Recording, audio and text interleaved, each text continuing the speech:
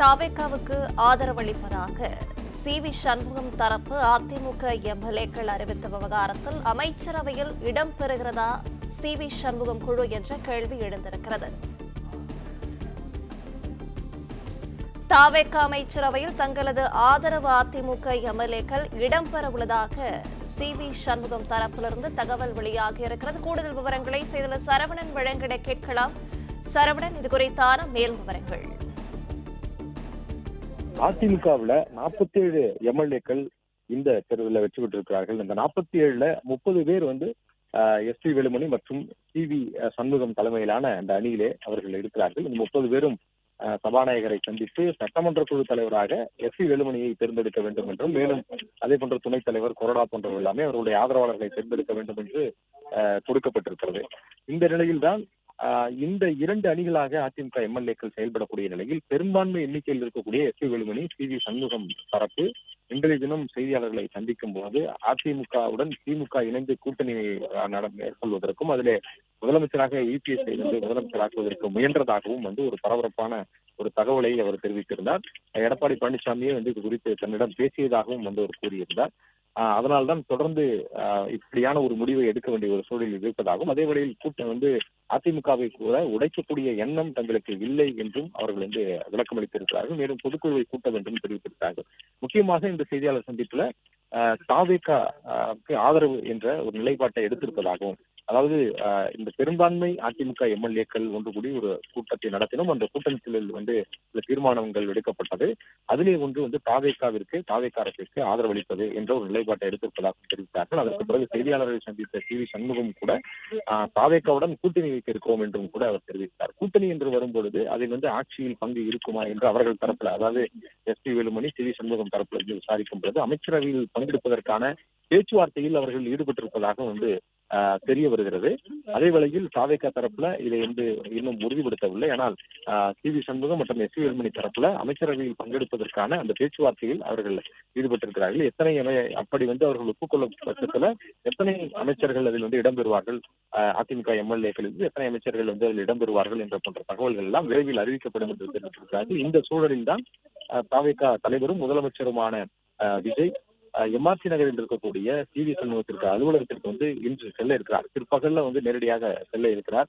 பல்வேறு கட்சி தலைவர்களை அவர் எதிர்கட்சியில் இருக்கக்கூடிய பல்வேறு கட்சி தலைவர்களை முதலமைச்சர் சந்தித்து வரக்கூடிய நிலையில அதிமுகவில் முதன்மையான ஒரு நிலையில் இருக்கக்கூடிய அல்லது இதற்கு முந்தைய முதலமைச்சராக இருந்த எடப்பாடி பழனிசாமியை அவர் ஏன் சந்திக்கவில்லை என்ற ஒரு கேள்வி தொடர்ந்து சமூக வலைதளங்களில் முன்வைக்கப்பட்டிருந்தது.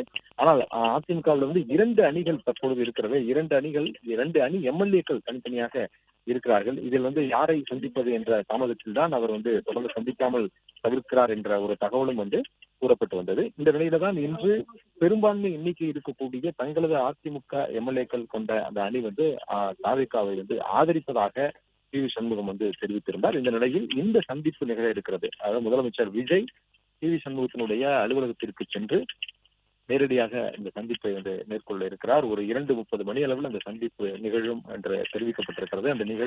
அந்த சந்திப்பு நிகழ இருக்கக்கூடிய நிலையில எஸ்.பி. வேலுமணி, சி.வி. சண்முகம், விஜயபாஸ்கர் உள்ளிட்ட அதிமுக எம்எல்ஏக்கள், நிர்வாகிகள் அனைவருமே தற்பொழுது சி.வி. சண்முகத்தினுடைய அலுவலகத்திற்கு வந்திருக்கிறார்கள். சென்னையில எம்ஆர்சி நகர்ல அந்த அலுவலகம் இருக்கிறது. அங்குதான் முதலமைச்சர் விஜய் சென்று இன்று அவர்களை சந்திக்க இருப்பதாக தகவல் கிடைக்கப்பட்டிருக்கிறது. இந்த தகவலை அவர்களும் உறுதிப்படுத்தியிருக்கிறார்கள். அதிமுகவினுடைய எஸ்.பி. வேலுமணி, சி.வி. சண்முகம் தரப்பிலும் உறுதிப்படுத்தியிருக்கிறார்கள். அதே வேளையில அமைச்சரவையில் இடம்பெறுவதா என்பது குறித்து அந்த பேச்சுவார்த்தை தொடர்ந்து சென்று கொண்டிருப்பதாகவும், தாவேகாவுடன் கூட்டணியில் இடம்பெறுகிறோம் என்ற அந்த தகவலை சற்று முன்பு தலைமைச் செயலகத்துல அவர் பேட்டியாக கொடுத்திருந்தார். அப்படி இருக்கக்கூடிய நிலையில் அதில் கூட்டணியில் என்று வரும்பொழுது அதில் அமைச்சரவையில் இடம்பெறுகிறார்களா? ஏனென்றால் தாவேகாவுக்கு தற்போது இருக்கக்கூடிய பெரும்பான்மை எண்ணிக்கை என்பது 120 இருக்கிறது. அறுதி பெரும்பான்மை பெற்றிருக்கிறார்கள். ஆனால் திமுக கூட்டணியில் இருக்கக்கூடிய ஒரு 4 கட்சிகள் ஆதரவு தெரிவித்திருக்கிறார்கள். வெளியில் இருந்து இந்த ஆதரவை தெரிவித்திருக்கிறார்கள். ஒரு ஆட்சியில் பங்கு போன்ற எந்த விதமான நிபந்தனையும் இல்லாமல் நிபந்தனையற்ற ஒரு ஆதரவு என்று தெரிவித்திருக்கிறார்கள். நாளை பெரும்பான்மைக்கான இந்த நம்பிக்கை வாக்கெடுப்பு நடத்த வேண்டிய ஒரு சூழல் இருக்கிறது. 13ஆம் தேதி வரை தான் அதற்கான காலக்கெடு கொடுக்கப்பட்டிருக்கிறது. எனவே நாளை இந்த பெரும்பான்மை நிரூபிப்பதற்கான ஒரு நம்பிக்கை வாக்கெடுப்பு நடத்தப்படும்.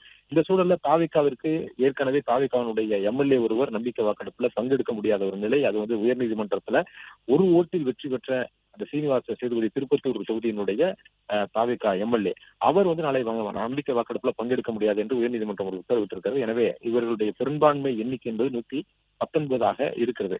நாளை வந்து 119 என்ற எண்ணிக்கை இருந்தாலும் 118 அறுதி பெரும்பான்மைக்கு, அதில் ஏற்கனவே ஒரு தொகுதியை வந்து அவர் ராஜினாமா செய்திருப்பதனால 117 என்று ஆனாலும் கூட இந்த ஓரிரு எண்ணிக்கை மட்டுமே கூடுதலாக ஒரு பெரும்பான்மையை நிரூபிப்பதோட கூடுதலாக சில எண்ணிக்கைகள் எம்எல்ஏக்கள் இவர்களுக்கு ஆதரவு இருந்தால் இன்னும் இந்த ஆட்சியை, இந்த அரசை வந்து தொடர்ந்து வந்து ஒரு வலிமையாக கொண்டு செல்லலாம் என்று தாவேகா தலைவர் விஜய், முதலமைச்சர் விஜய் நினைத்திருக்கக்கூடும்.